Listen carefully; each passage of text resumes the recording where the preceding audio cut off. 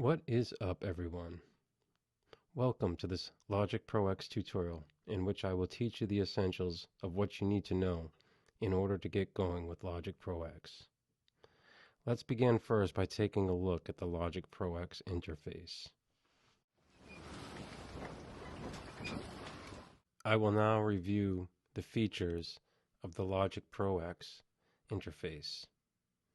Everything is pretty much centered around the track, which is located right here. This piece on the left here defines the instrument or other object that is going to be played or recorded or created. And over here to the right is the actual recording itself. In the upper left-hand corner here, you'll see the first menu bar of interest. The first button here on the left is the library button. When you click on the library button, it will allow you to change a particular instrument for this a track. So because this track is selected here, I could now go in and from this list associate a different instrument to it. When you click on the button again, it will disappear. The next button to the right is the inspector button. The inspector button is very helpful for a track because it allows you to enhance the track in many different ways. One of the most significant ways is right here by the use of plugins. The next button to the right here is the Quick Help button, which is shown right here. It has its own little panel. And this is very handy because when this is activated by hovering over different pieces on the interface, it will give you information as to what its functionality is. The next button right here is the toolbar button. And toolbar button is handy because it has a wide choice of options that you can choose from the top here. And I find myself particularly using the split by playhead option. When you choose the split by playhead option, it will allow you to actually split a track in a certain spot at the playhead. And for example, if you wanted to delete the right from the split point, you could certainly do that by choosing delete and deleting at that point.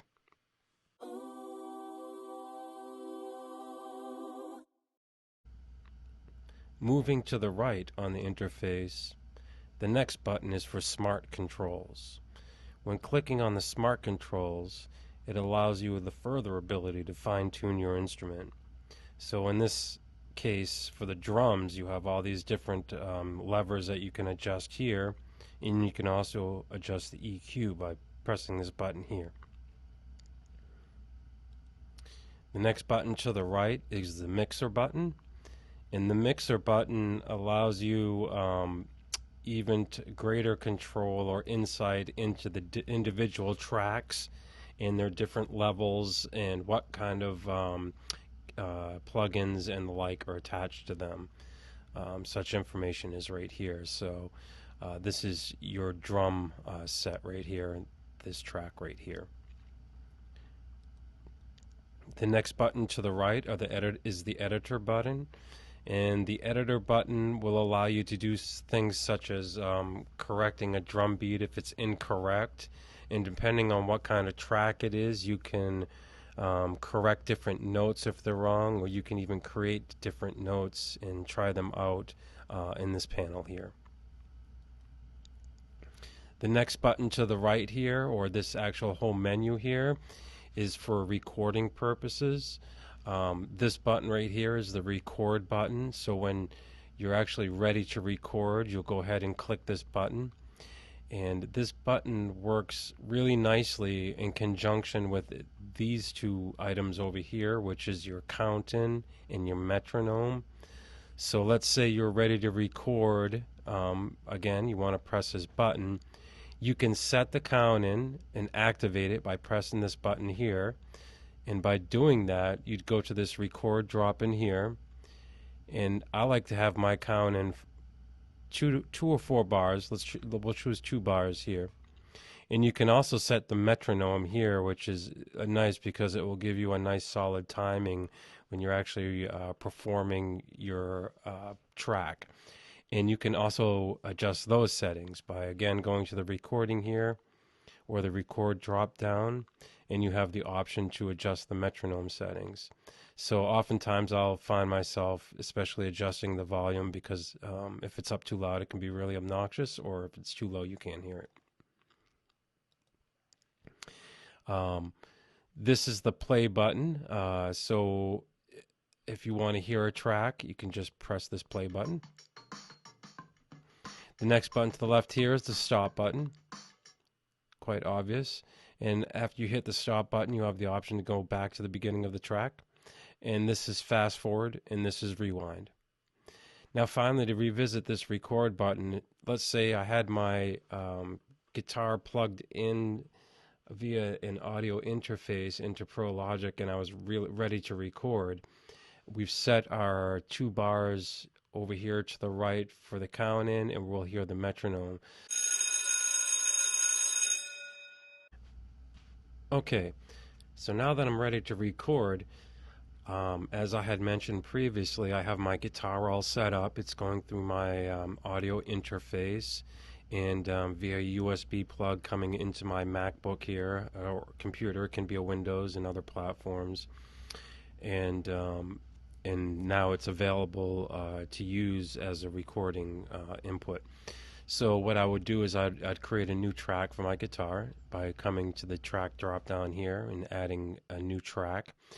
And because I'm using my audio interface, if I don't choose an audio track, it won't come in both sides in stereo. So I'll go ahead and choose an audio track here. And as we had mentioned, we have our library. I'll expand the library option. And I like to go into the legacy library for my guitar choices. So I choose Logic here. I'll choose an electric guitar. I'll choose a crunch effect, the dry amp here, and any selection here will do. I'll do the brown stack crunch, for example. So now we have a new track that's ready to go for recording. We have our count in set to bars, and our metronome is set as well. So we'd expect to hear a count in of the metronome clicking away for 2 bars. And then when we get to the piece of the song here, you can hear the metronome going. And I will spare you the guitar playing, but I will demo how this will work here. So here's the record button. I'll press that now.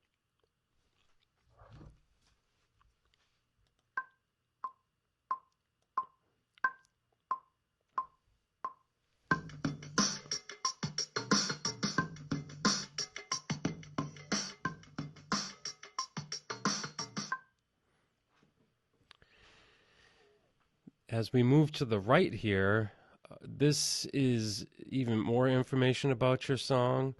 You can see here, as we're playing through here, this is giving information about the particular point in the song. For example, in the 3rd bar, the different, it records the beat, the tick. When you're actually ready to record, or if you want to actually change the metronome pace, you can do that right here by selecting it and going up or down. It's a really handy option, especially if you're starting a song and you want to get the tempo right. You can just press that play button and hear your metronome, and then adjust this up or down to kind of get the groove or the feel that you want. The key is here, and finally the time. Another handy option that I often find myself using is by clicking on this down arrow here, I'll choose the beats and time. And that way I can get the actual length of the song, or at which point in the song I'm at, and get a feel for how long the song is going to be. As we move over to the right here, we have the loop button, or the cycle button as they call it. And this is really handy if, say, I'm recording guitar over this small piece of the song here, and I just want to hear this looped over a couple times before I play it, or maybe I want to play a couple different tracks over that, or a couple instances of a track, for example. So when I play this now, you'll notice that it's going to loop only until where this yellow section ends.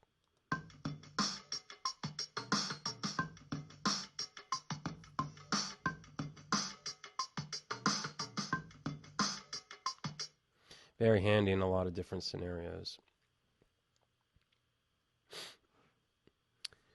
This button is the replace button. To be honest with you, I'm not that familiar with this functionality and don't find myself using it that often. This button over here to the right is the tuner button, which I do use a lot, especially when I'm playing bass or guitar. So if I actually had my audio interface plugged in, it would allow me to select this, and when I had it selected, it would actually show you a tuner, much like one that you'd attach to your guitar or maybe have on your phone, and it would allow you to fine-tune your instrument while you're recording on the fly. And this last button is the solo button, which is great. I use this all the time. It's also right here. You'll see the solo button.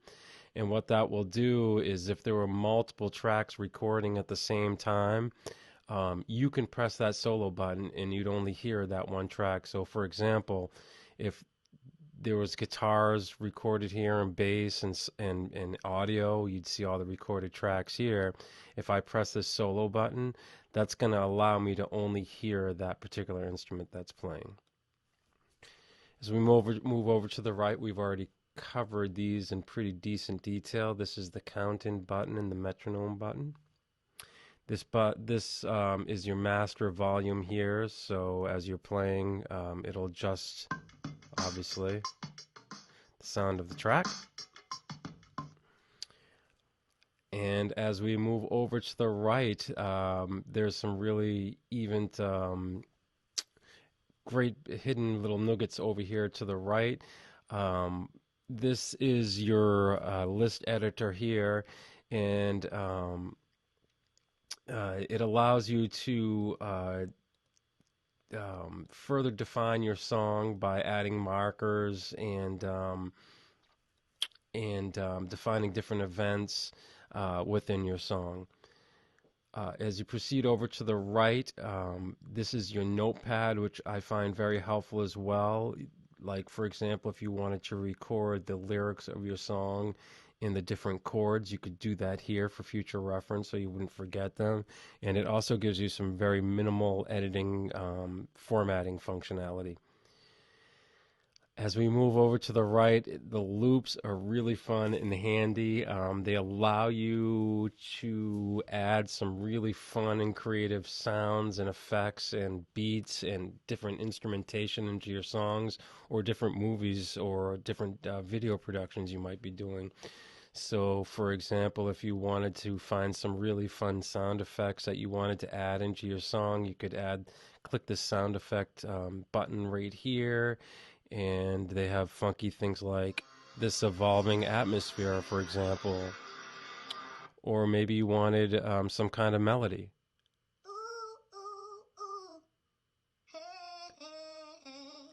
Or maybe you want to get even further out there and find, oh, I don't know, let me find something here, a clock strike.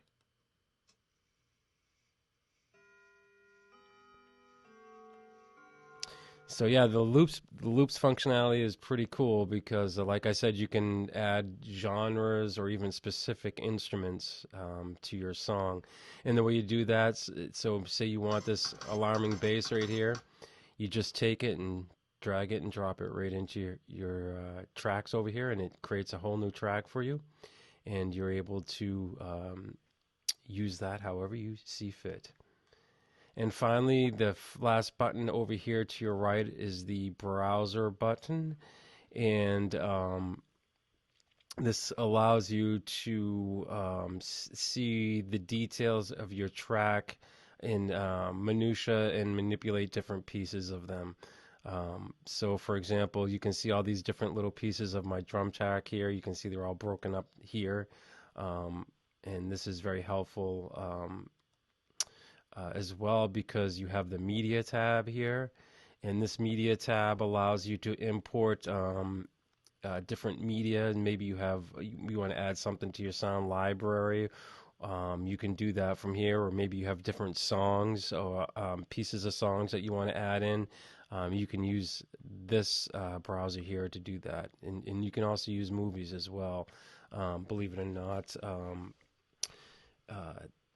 Logic X has the ability to add video to your project.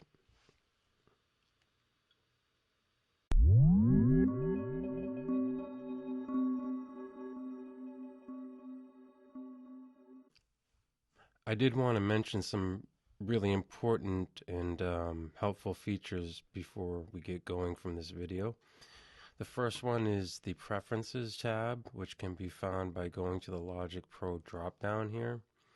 In the Preferences tab, especially if you're doing recording, you'll want to be going here to this Audio Preferences tab, because oftentimes you're going to find yourself with an audio interface for recording, for using microphones or guitars or the like. And this input device right here will become crucial because, for example, this is my audio interface right here, the Scarlett, and this is how it identify this as my input source. And furthermore, if you had speakers that were going out of your audio interface, you could also select that here. So in this scenario, I'd have my guitar, for example, coming in through the input, and my output would be going out to some speakers, really nice speakers that I have that I can hear, or monitors or whatever other output you want to choose. Um, when you're finally ready to release your music, say you want to put out an MP3 really quickly and see how that sounds on different devices, which, by the way, I'd highly suggest when you're doing any kind of producing. Uh, you'd want to go through this and create MP3s or CDs or whatever if you have older options like that, and listen to them on different devices to see how they sound. On maybe like an iPad or a computer, or if you have an older iPod or the like, or Spotify. Oh, no, obviously that's not going to be a choice. But you'd want to hear, your music on as many different devices as you possibly can, so you can get the right mix. And the way you do that is first you select the bounce or the loop, and you'd go to the portion of the song that you would want to record. So this is a really short example. Your song would realistically be much longer, but this is the end of my particular song. So what I'd do is I'd this would be the signal point as the end here, and then under File, they call it bouncing. I'd go Bounce Project or Solution, and make sure I'd have this MP3 choice selected here, and then it would allow me to define where I want to store it and what the name of the MP3 I would want it to be. And once I save that away, it'd be ready for use in iTunes or wherever else you want to listen to it. Another feature that I find myself using often is a way to distinguish your tracks in a more distinctive way. So, for example, if you wanted to rename your drums here, you could double click here and rename your drums by typing in this field here. And maybe you wanted to change the icon of your drums, you could right click on your icon here and choose another color for your set or a different icon. Another feature that I use a lot are what they call markers, and what that allows you to do is break up your song into different pieces and identify the different pieces. For example, maybe an introduction and then a bridge and the chorus or things like that. And especially when you're recording, you can see as the track's progressing, and it'll help you anticipate the different pieces of maybe where you have to come in and play your part. The way you do that is by clicking on this icon here and expanding the marker option here. By clicking on the plus sign here, and wherever your insert point is here, it's going to insert a new marker for you. And maybe that's the part of this is your bridge section, so you can double click on that piece right here and signify that as a bridge. And maybe you want to add another marker at the beginning of your song to identify this as the intro. You can click the plus button here and double click here as intro. I really hope you enjoyed the video and found it helpful.